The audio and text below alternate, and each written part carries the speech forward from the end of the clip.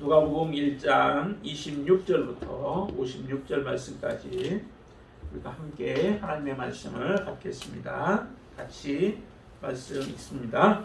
여섯째 달에 천사 가브리엘이 하나님의 보내심을 받아 갈릴리 나사렛이라는 동네에 가서 다윗의 자손 요셉이라 하는 사람과 약혼한 처녀에게 이르니 그 처녀의 이름은 마리아라. 그에게 들어가 이르되 은혜를 받은 자여 평안할지어다. 주께서 너와 함께 하시도다 하니 처녀가 그 말을 듣고 놀라 이런 인사가 어찌함인가 생각하매 천사가 이르되 마리아여 무서워하지 말라. 내가 하나님께 은혜를 입었느니라. 보라 내가 잉태하여 아들을 낳으리니 그 이름을 예수라 하라.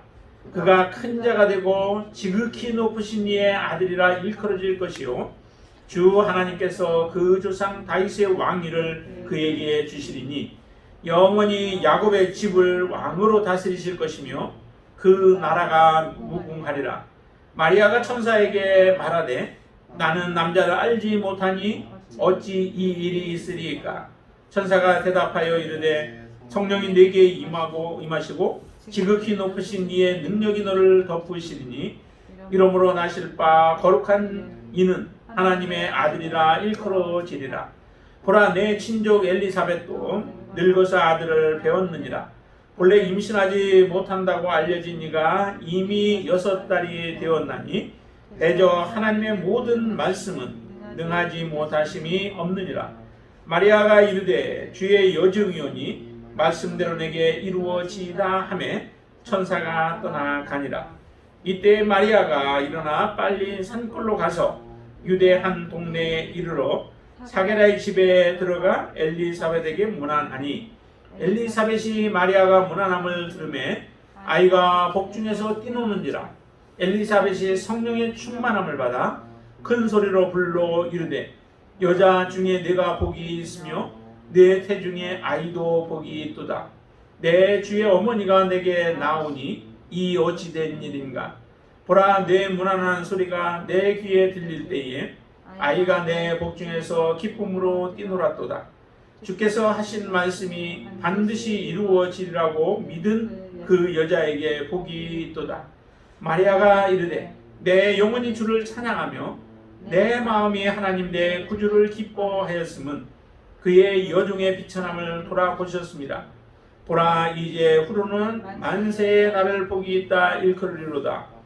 능하신 이가 큰 일을 내게 행하셨으니 그 이름이 거룩하시며 긍휼하심이 두려워하는 자에게 대대로 이르는도다. 그의 팔로 힘을 보이사 마음의 생각이 교만한 자들을 흩으셨고 권세 있는 자를 그 위에서 내치셨으며 비천한 자를 높이셨고 줄이는 자를 좋은 것으로 배불리셨으며 부자는 빈손으로 보내셨도다. 그 종 이스라엘을 도우사 긍휼히 여기시고 기억하시되 우리 조상에게 말씀하신 것과 같이 아브라함과 그 자손에게 영원히 하시리로다 하니라. 마리아가 10달쯤 함께 있다가 집으로 돌아가니라. 아멘. 여러분들 은혜가 무엇일까요? 은혜. 보통 우리가 은혜를 어떻게 사용하나요? 보통 그 은혜 받았다라고 하면은 내 마음에 감동을 주고 또 내가 기도한 것들이 그대로 이루어지고 또 모든 일들이 어려움 없이 잘 되어질 때 보통 우리는 은혜를 받았고 또 하나님의 은혜로 살아간다라고 하는 그런 고백들을 많이 하게 되죠. 근데 실제적으로 은혜라고 하는 것은 꼭 그런 것만 아니죠. 기도해서 응답 받으면 하나님의 은혜라고 우리가 그렇게 이야기하는 것은 맞습니다. 그렇지만은 모든 부분들이 잘 되어져야 그게 내가 은혜로운 삶을 살아가고 있고 은혜 받은 삶을 살아간다라고 하는 것은 그것은 아니죠. 보통 은혜라고 하면은 지금 여기에서 마리아에게 은혜 받은 자요라고 이렇게 말하는 것 같이 그 은혜를 다시 한번 우리가 생각해 본다면은 은혜는 그렇게 모든 것이 잘 되어지는 것만이 아니라는 거죠. 성경에도 이 은혜에 대한 부분들을 말하고 또 형통이라고 하는 부분도 마찬가지죠. 형통하면은 사업의 그 성공이나 또 모든 것들이 계획한 대로 잘 이루어지고 내 생각대로 모든 게 이루어지면은 그게 형통이다라고 사람들은 많이 이야기를 하지만 성경에서 말씀하시는 그 형통은 그게 아니죠. 형통은 하나님이 정말 그와 함께하고 있는 사람이 진정으로 형통한 사람이죠. 여러분들과 하나님이 함께하고 계시다면 여러분들은 지금 형통한 삶을 살아가고 있는 겁니다. 여러분들이 하나님과 함께하고 있다면 여러분들이 정말 하나님이 그래서 나와 함께하고 계시는 것을 내가 늘 느끼고 살아간다면 그게 바로 은혜 받은 자의 삶인 줄로 믿습니다. 성경에서는 은혜와 형통에 대한 부분을 하나님이 함께하고 계신 것에 대해서 얘기하는데 특별히 그 요셉과 같은 경우를 한번 보세요. 요셉의 경우는 하나님이 그 보디발의 집에 갔을 때에도 하나님이 형통했다라고 얘기를 해요. 요셉의 그 삶이 형통하고 그래서 하나님께서 함께 하셨다라고 이렇게 말씀하는데 그 보디발의 집에 있다가 그 다음에 누명을 쓰고 그 다음에 감옥에 가게 되어지는 그런 일들이 일어나죠. 감옥에 가서도 요셉의 삶은 형통했다라고 얘기를 합니다. 그러나 감옥에서 그의 일들이 잘 풀려져 나아가지 않습니다. 좋은 꿈 해몽을 해줬는데도 그것을 잃어버리는 일들이 일어나서 오랫동안 그곳에서 있어야만 하는 그런 일들을 겪게 되어지죠. 이와 같은 것들을 본다면 정말로 하나님이 함께하는 그 삶이 진정한 형통한 삶이고 하나님이 우리와 함께 계시며 하나님의 뜻을 우리 안에서 이루어갈 때 그게 바로 은혜 받은 자의 진정한 삶이라고 하는 겁니다. 여러분들 안에서 하나님의 뜻이 성취되어지고 계신가요? 여러분들 안에서 정말 하나님이 함께 하시며 하나님이 기뻐하는 삶을 우리가 살아가고 있나요? 그런 삶을 살고 있다면 우리는 지금 은혜 받은 자의 삶을 살아가게 되는 줄로 믿습니다. 오늘 이 본문에서 마리아에게 일어난 일을 한번 보세요.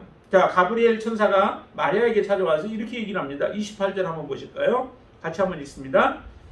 그에게 들어가 이르되 은혜를 받은 자여 평안할지어다 주께서 너와 함께 하시도다 하니 라고 이렇게 말씀하시죠. 이 말씀만 가지고서는 우리가 뭐 은혜 받은 자라고 하니까 은혜 받은 자인 줄로 알죠. 이스라엘 백성들의 삶이 은혜 받은 자일까요? 은혜 받지 못한 자일까요?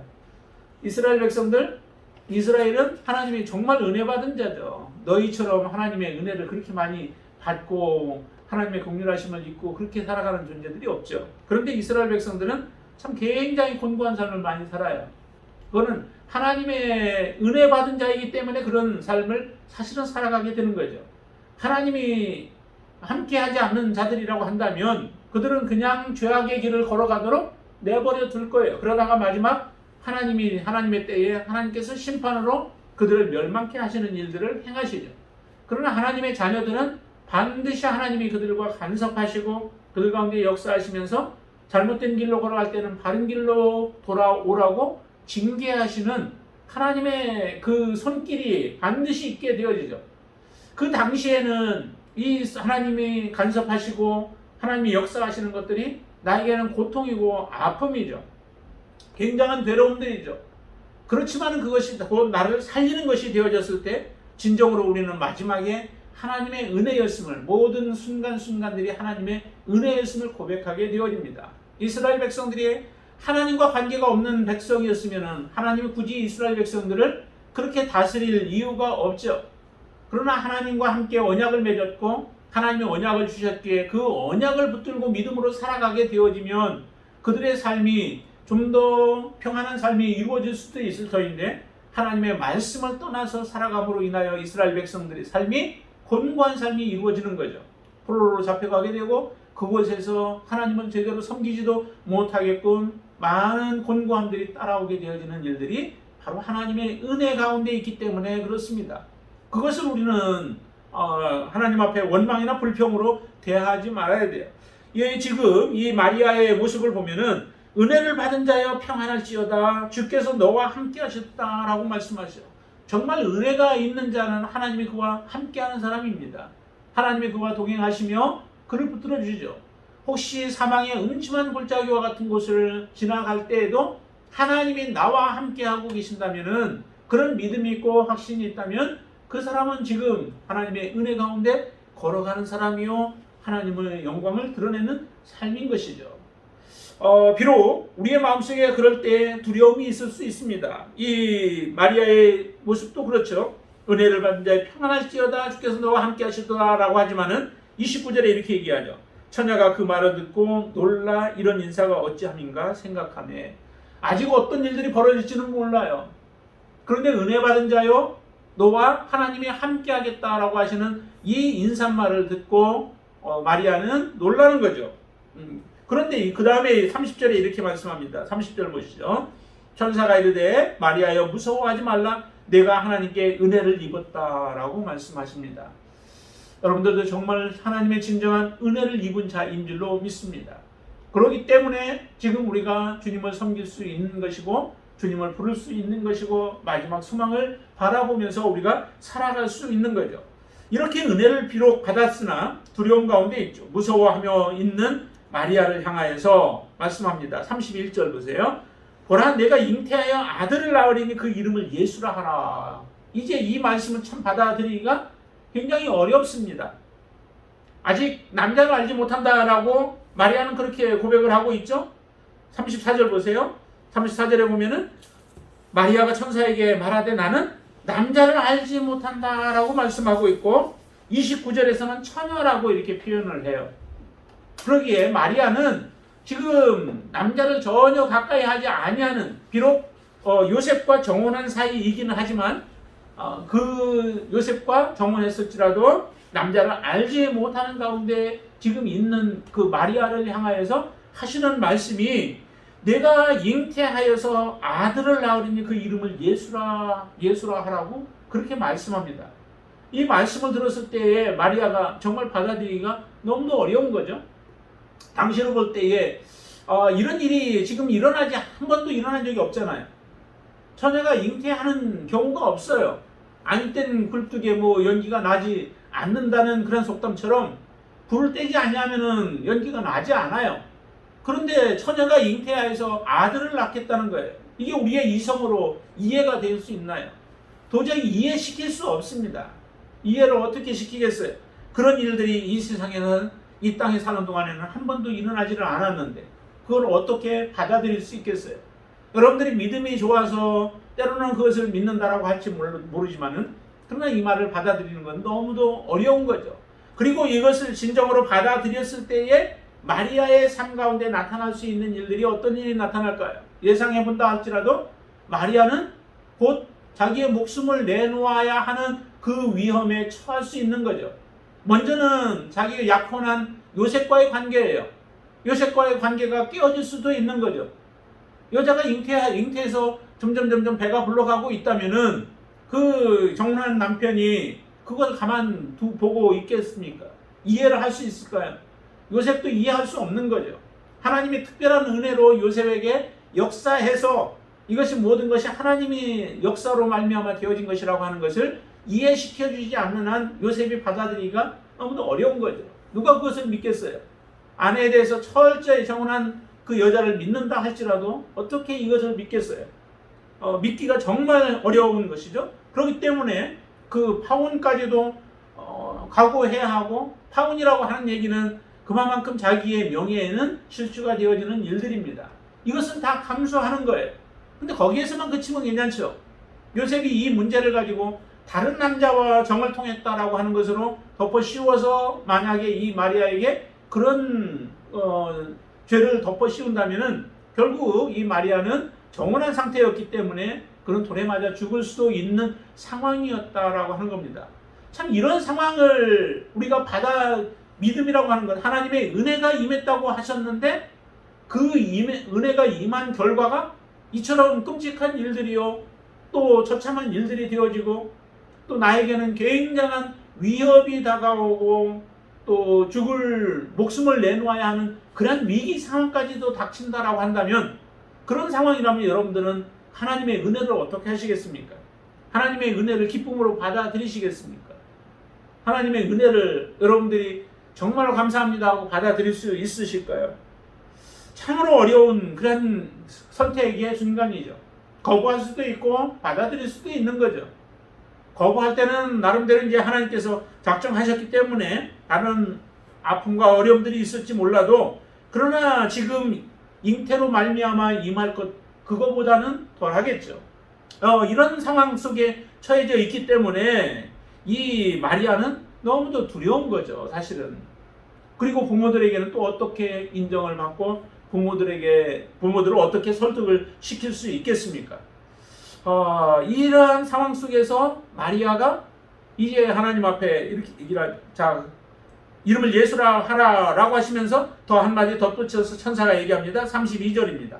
그 태어날 예수는 어떤 사람인가라고 하는 것을 보여주는데, 자 32절을 같이 한번 보시죠. 그가 큰 자가 되고 지극히 높으신 이의 아들이라 일컬어질 것이요 주 하나님께서 그 조상 다윗의 왕위를 그에게 주시리니 영원히 야곱의 집을 왕으로 다스리실 것이며 그 나라가 무궁하리라 라고 하는 그런 약속이죠. 아직 태어나지도 않고 내 안에 아직 그런 기미도 전혀 보이지 않는 상태에서 하나님의 약속이에요. 이건 오직 마리아 개인적으로 개인 주관적인 경험이죠. 그렇기 때문에 누구 하나 이것에 대해서 동의할 만한 사람이 하나도 없습니다.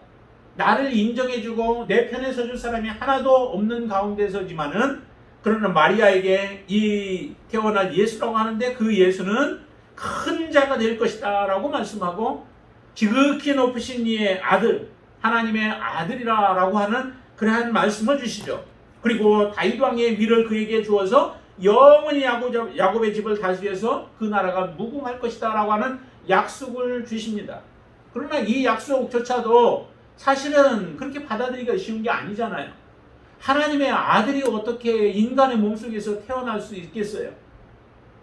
하나님의 능력으로 하신다고 하시면은 하나님의 아들이 마리아의 몸속을 통하여 태어난다라고 하는 것, 그것을 받아들이는 것은 정말로 하나님의 말씀에 대해서, 구약에 대해서 모든 것들을 다 바삭히 잘 알고 있고 한다면은 그 말씀에 대해서도 어느 정도 우리도 좀 이해하고 받아들일 수 있겠지만은 참 쉽지 아니하는 그러한 말씀들 주십니다. 자, 그때 마리아가 이렇게 얘기하죠.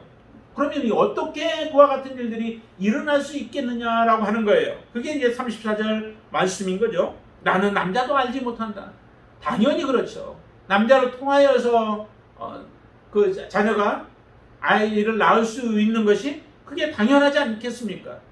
뭐 하나님의 도우심은 필요하겠지만은, 그러나 실질적으로 아이를 낳으려면 남자를 알아야 되고 남자가 있어야 되는데 자기는 남자를 알지 못하는데 어찌 이와 같은 일이 있을 것이냐라고 하는 질문을 던지게 되어지죠. 당연한 질문이죠.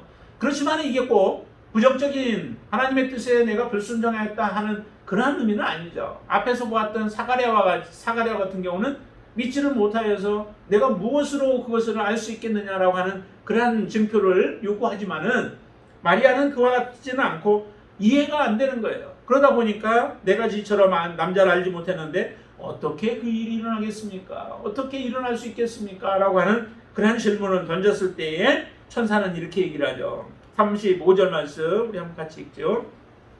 천사가 대답하여 이르되 성령이 내게 임하시고 지극히 높으신 이의 능력이 너를 덮으시리니 이러므로 나실 바 거룩한 이는 하나님의 아들이라 일컬어지리라 라고 말씀합니다. 이렇게 천사가 말씀을 하시기는 하지만 그것조차도 우리는 받아들이기가 쉽지는 않습니다. 성령이 내게 임하시고 지극히 높으신 이의 능력이 너를 덮는데요. 그것으로 그냥 끝이에요. 하나님이 하시겠다는 거죠. 하나님의 능력으로 하시겠다는 거예요. 우리가 경험해 보지 못한 것, 생각해 보지도 못한 것, 우리가 듣지도 못했고 알지도 못하는 방법으로 하나님은 하시겠다라고 말씀을 하실 때에 한 가지 더 이제 그 마리아에게 확신을 주는 그런 예를 하나 들어주죠. 그게 엘리사벳에 대한 말씀을 주십니다. 엘리사벳 늙어서 아들을 배웠는데 본래 임신하지 못한다고 알려졌던, 그리고 남자로서 여자로서의 출산할 수 있는 그런 능력이 없었던 그 엘리사벳이 임신하여서 지금 임신 중에 있다라고 하는 것을 말씀해 주시죠. 근데 이 말씀은 사실 엘가냐와 그 다음에 엘리사벳이, 사가랴와 그 엘리사벳이 지금 남자의 관계를 통해서 낳은 그런 자녀가 되잖아요. 그러니까 이것도 사실 받아들이기가 쉽지 않습니다. 그렇지만은 이렇게 말씀할 때에 말씀하시면서 37절 대저와 하나님의 모든 말씀은 능하지 못하심이 없느니라 라고 말씀을 되어져요. 그렇게 말씀하죠. 하나님의 모든 말씀은 능하지 못하심이 없느니라. 하나님에 대한 우리의 믿음이 바로 이 마리아처럼 마리아와 같은 믿음을 여러분들이 소유하시기를 바랍니다. 하나님이라면 모든 것이 가능한 거죠. 우리는 그것에 대해서는 많이 알아요. 그리고 하나님은 다 하신다라고 하는 고백도 해요. 그렇지만 내 인생 속에서 내가 꼭 필요할 때, 어려울 때, 힘들 때, 그때 하나님 앞에 기도하면서 구하는 그 문제들에 대해서는 우리는 잘 받아들이지를 못하죠. 마리아와 같은 믿음의 고백을 드리지를 못하는 거예요. 하나님은 전능하셔서 말씀하신 것 다시 거둬들이지 아니하고 그대로 행하실 수 있는 분이시다라고 하는 것을 우리의 삶을 통하여서 실제적인 고백을 드리고 또 하나님 앞에 그렇게 믿음으로 하나님 앞에 나아가야만 하는데도 불구하고 우리가 그러지 못합니다. 근데 마리아는 참 그래서 이 마리아를 하나님이 찾으셨던 것 같아요. 동정녀를 찾아야 되고 처녀를 찾아야 되죠. 하나님의 말씀 앞에 절대적으로 순종하고 복종할 수 있는 사람을 찾아야 되죠.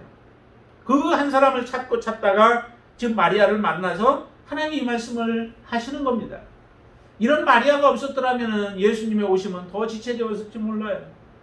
그 하나님 앞에 내 생명을 내어놓고 하나님을 신뢰하고 하나님의 능력을 믿고 하나님이 내 인생 가운데 들어오셔서 비록 내 인생은 어떻게 되어질지 모르나 하나님을 신뢰하고 믿음으로 말미암아 하나님의 뜻이 내 안에서 이루어지기를 원하는 그런 믿음의 사람, 그 한 사람을 찾으셨던 거죠. 근데 그 마리아가 이렇게 대답합니다. 같이 읽습니다. 38절 말씀. 마리아가 이르되 주의 여종이오니 말씀대로 내게 이루어지이다 하매 천사가 떠나가니라 라고 말씀합니다. 말씀대로 내게 이루어지이다.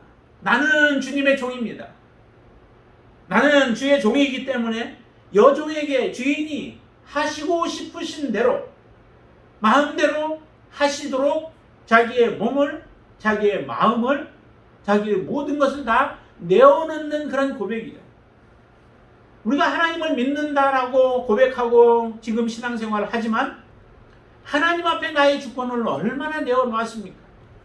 하나님 그건 아니야 라고 말할 때 우리도 똑같이 멈추어 서서 하나님의 뜻에 귀를 기울이고 하나님의 행하시는 일들을 행하려고 우리가 얼마나 하나님 앞에 발버둥치며 또 하나님 앞에 그렇게 우리가 믿음으로 나아간 적이 얼마나 되겠습니까? 우리는 하나님의 말씀이 명확하게 들려와도 이것이 하나님의 뜻이야, 이건 하나님의 뜻이 아니야 라고 하는 것을 알면서도 그 길을 고집하며 걸어가는 삶이 우리의 이전의 삶의 모습 아니었습니까? 그러나 마리아는 그렇지 않았습니다. 주의 여종이기에 하나님의 것이기에 또 하나님의 소유이기에 하나님이 이 땅에 존재케 하셨기에 하나님이 나를 통하여서 하나님의 뜻을 이루려고 하는 것들이 있기에 그 뜻에 모든 것을 맡기며 말씀대로 내게 이루어지기를 원하는 고백을 드리는 겁니다.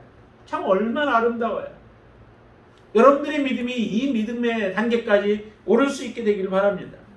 이 믿음이 곧 예수 그리스도의 삶의 모습이 바로 이런 고백 아니에요? 예수님이 가셔야 할 길들을 예수님이 하려고 하면 얼마든지 예수님이 마음대로 그 길들을 걸어갈 수 있습니다. 그러나 하나님의 뜻 안에서 벗어나지 않고 말씀 안에서 벗어나지 않아요. 사단이 예수님을 금식한 이후에 유혹할 때에도 3번에 걸쳐서 하지만은 예수님은 말씀을 벗어나지 않죠. 사단이 말씀으로 유혹을 하지만 다시 말씀 안에서 대답하고 사단의 유혹을 다 물리쳐버리는 그런 일들을 행하시죠. 또한 사역을 하는 가운데서도 예수님은 얼마나 하나님의 능력으로 더 많은 기적들을 행하면서 하실 수 있는 일들이 얼마나 많았습니까? 그러나 하나님의 말씀에서 벗어나지 않습니다. 심지어 십자가에서도 예수님은 내려올 수 있는 능이 있으시죠. 그런데 내려오지 않습니다. 하나님이 말씀하신 예언의 말씀 안에서 순종하며 주님은 그 길을 걸어가십니다.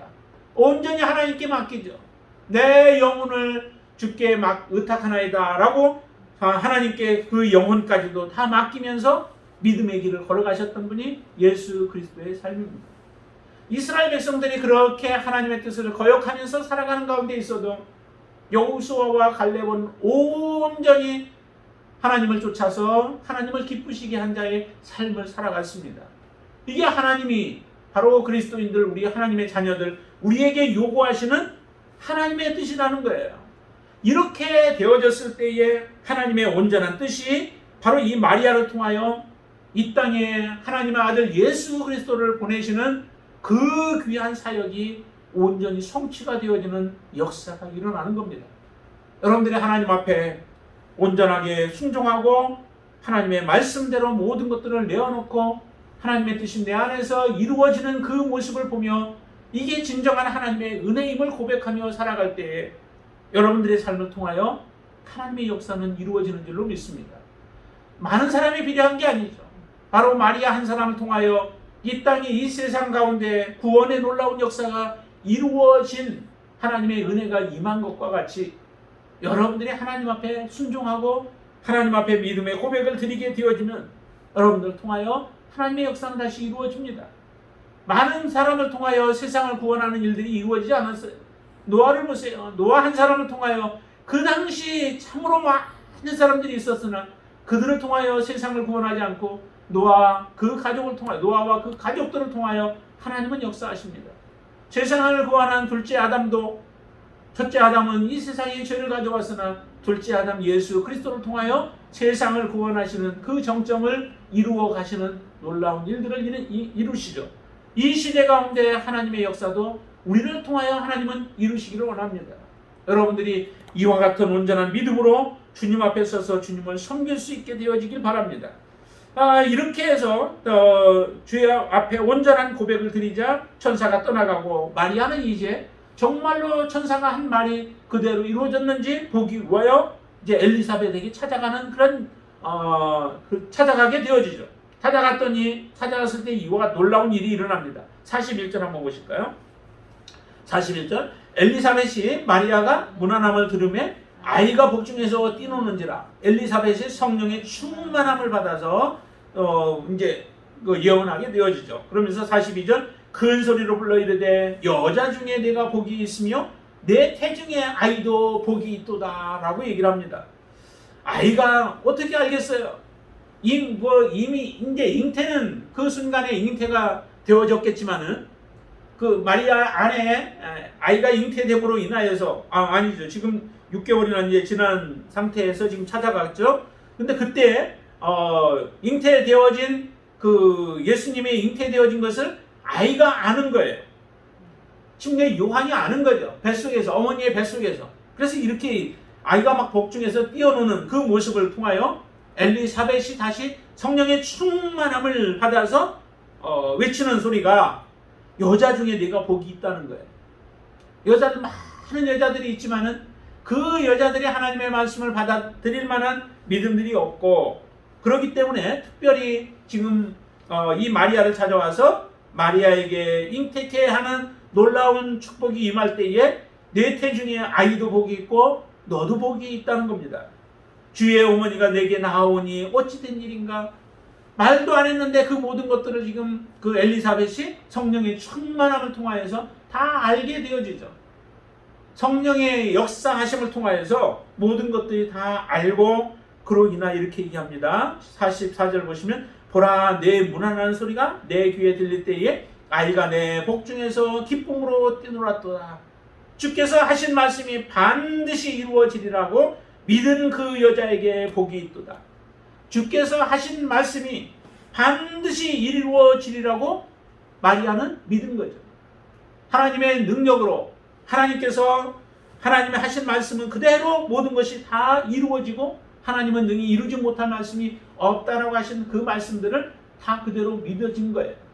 자기에게 일어날 일들이 앞으로 어떠한 일들이 기다리고 있는지 다 알지만 그 가운데서도 마리아는 다 하나님의 말씀을 그대로 받아들입니다. 우리 여러분들의 믿음이 정말로 어떤 일들이 우리가 믿음의 길을 걸어갈 때에 나타날지, 어떤 일들이 일어날지 우리는 다 알 수는 없어요. 그러나 이미 계시록의 말씀들을 우리가 통하여서 하나님을 정말 온전하게 믿고 나아가는 자들에게 어떤 일들이 일어날 것인가에 대한 부분들은 나름대로 우리가 말씀을 통하여 알고 있죠. 세상 사람들과 다르게 하나님을 믿고 신뢰하며 온전하게 따라가는 자들에게는 많은 어려움들이 있을 수 있다는 거예요. 그러나 그런 어려움들이 있을지라도 내가 하나님이 나와 함께 하시고 하나님과 함께 마지막까지 믿음으로 살아가는 자들에게 하나님은 우리에게 영원한 하나님의 나라를 주신다라고 하는 것을 온전히 믿고 그 나라를 받기를 소망하는 자들은 주님과 함께 동행하게 되는 그런 삶을 살아갈 거예요. 그 사람들이 믿음이 있는 사람들이죠. 내게 좋은 일만 일어나기를 원하며 그 좋은 길로만 가기를 원하는 것은 그건 믿음의 길이 아닙니다. 마태복음에 예수님께서도 말씀하셨죠. 좁은 길로 가라라고 말씀해요. 넓은 길은 사람들이 찾는 사람들이 많아요. 우리가 가지 않아도 그 길은 가는 사람들이 많아요. 그러나 좁은 길, 그 협착한 길은 가는 사람들이 적다는 거예요. 찾는 사람이 적은 거죠. 왜 찾는 사람이 적을까요? 그 길은 그 길은 가고 싶지 않은 거예요. 고통의 길이기도 하고 험난한 길들이기도 하고 협착한 길들이기 때문에 그 길을 원치 않는 거예요. 여러분, 우리가 이 땅에 인생을 살아가는 동안에 좀 더 평탄한 길들을 걸어가기를 원하는 것이 사람의 마음이지만, 그러나 우리의 마음속에 영원을 사모하는 마음을 하나님이 주셨고 그 영원을 우리에게 약속하신 것을 반드시 이루어질 것이라고 하는 그 믿음으로 우리는 그 길을, 믿음의 길을 선택하며 가는 사람들이죠. 이 사람들이 진정 믿음이 있는 사람입니다. 이 마리아에게 주께서 하신 말씀이 반드시 이루어지리라고 믿은 그 여자에게 복이 있도다. 오직 하나님의 뜻만이 자기의 삶 가운데, 인생 가운데 이루어지기를 원하는 간절한 마음으로 하나님 앞에 믿음을 붙잡고 말씀을 붙잡고 살아가는 삶이 바로 마리아의 삶이에요. 마리아가 살아가면서 많은 아픔들이 있었잖아요. 사랑하는 아들 예수가 나중에 이제 사역을 하면서부터 걸어가는 그 길들을 보세요. 얼마나 마음이 아픈 일들이에요. 그리고 마지막에 이제 죄를 뒤집어 쓰고 십자가의 길을 걸어가야 하고 채찍을 맞으시고 고통하는 그 모습을 그대로 다 보고 계시는 마리아의 마음이 얼마나 찢어지겠습니까?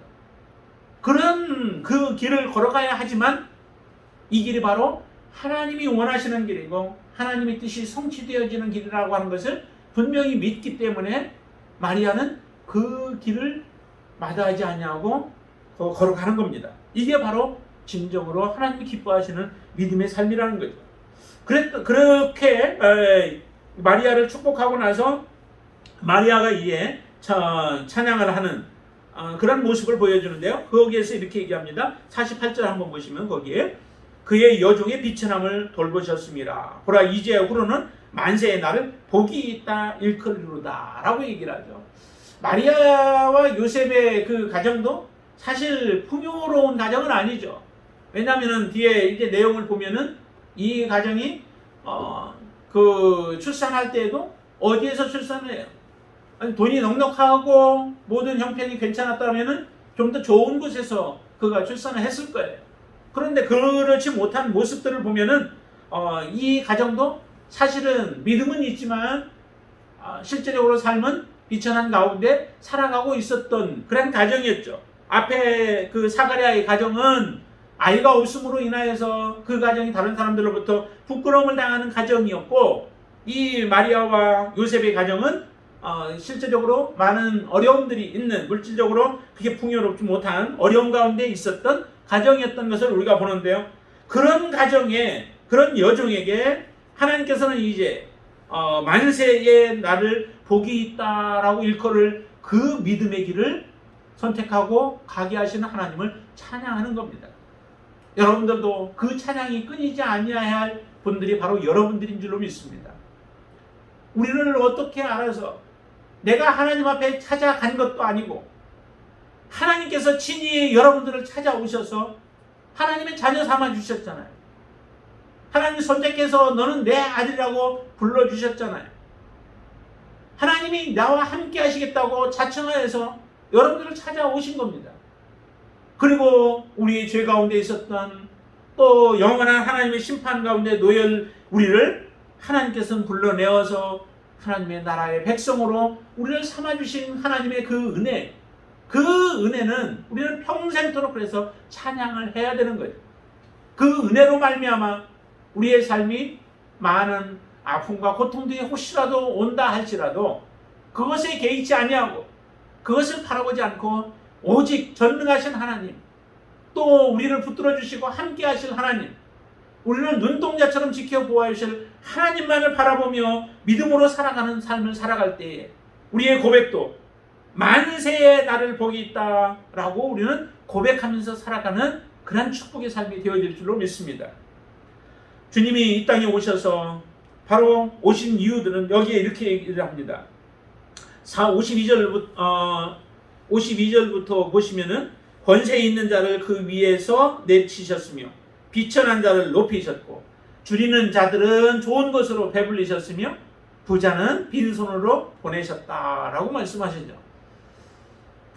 이처럼 우리가 주님 앞에 나올 수 있었던 것은 우리가 뭔가 가지고 있어서, 우리가 능력이 있어서, 우리가 지혜가 있어서, 아니면은 우리가 하나님 앞에 은혜를 받을 만한 자격이 있어서 우리를 부르신 것이 아니라 우리는 더 이상 하나님 앞에 아무것도 사실은 드릴 수도 없는 그런 존재였던 우리들을 하나님은 그냥 은혜로 우리를 받아주신 겁니다. 마리아에게 찾아오셨던 것처럼 저와 여러분들에게 찾아오셔서 하나님은 우리를 통하여 하나님의 나라를 이루시기를 원하십니다. 사가랴의 가정에 침례 요한을 허락해 주셨고, 또 요셉과 마리아의 가정에 예수 그리스도를 하나님의 아들을 잉태케 하시는 그런 놀라운 축복을 주신 것, 이 모든 일들이 바로 하나님의 나라가 지금 되어지고 있는, 하나님의 나라를 이루어 가시는 하나님의 놀라운 역사들을 그대로 우리에게 보여주시고 있습니다. 이 모습을 통하여 우리가 다시 한번 하나님 앞에 온전한 모습으로 서서 온전한 믿음으로 주님을 고백하며 마리아가 귀하게 하나님 앞에 쓰임받은 것처럼 여러분들의 인생, 또 여러분들의 가정, 여러분들이 만나는 모든 사람들에게도 이와 같은 주의 놀라운 은혜가 충만히 임하여서 그 은혜 가운데서 하나님만을 바라보고 믿음으로 살아가는 귀한 축복된 하나님의 자녀들, 또 하나님의 나라의 온전한 백성이 되어지기를 주님의 이름으로 축원을 드립니다. 기도하겠습니다. 아버지 하나님 감사합니다. 우리가 무엇이 간데 정말 우리를 하나님을 생각하시고 우리에게 은혜를 베풀어 주시는지 저희들 다 알지 못합니다. 마리아에게 임하셨던 그런 놀라운 은혜 하나님 우리에게도 베풀어 주셨습니다. 하나님 우리가 이 땅에서 편안한 삶을 살아가는 것을 원하지 않고 하나님이 우리와 함께 하셔서 하나님의 뜻이 성취되어지고 하나님의 나라가 확장되어지고 하나님의 영광이 드러나는 그러한 삶에 우리가 쓰임받기를 원합니다. 하나님 그렇게 하나님 앞에 드려질 수 있도록 우리에게 믿음의 믿음을 더하여 주시옵소서. 하나님 우리의 생각으로 우리의 이성으로 하나님의 하시는 일들을 우리가 재단하지 않게 하시고 오직 우리의 이성과 우리의 생각들을 하나님의 말씀 앞에 불종시키고 복종시켜서 오직 하나님의 뜻 앞에 순종하고 또 하나님의 뜻을 따라가는 믿음의 자녀로 우리의 삶이 나아갈 수 있도록 역사하여 주시옵소서. 우리의 공동체의 지체들 한 사람 한 사람 이런 믿음으로 하나님 앞에 나아가기를 원합니다. 더 이상 나약한 믿음으로 주님의 마음을 아프게 하고 성령을 근심케 하는 모습으로 살아가는 자가 되지 않게 도와주시옵소서. 하나님 앞에 굳건한 모습으로 서서 주님의 기쁨이 되어지고 또 주님의 영광이 되어지는 귀한 자녀들로 되어지도록 역사해 주시옵소서. 예수님의 이름으로 간절히 기도드리옵나이다. 아멘.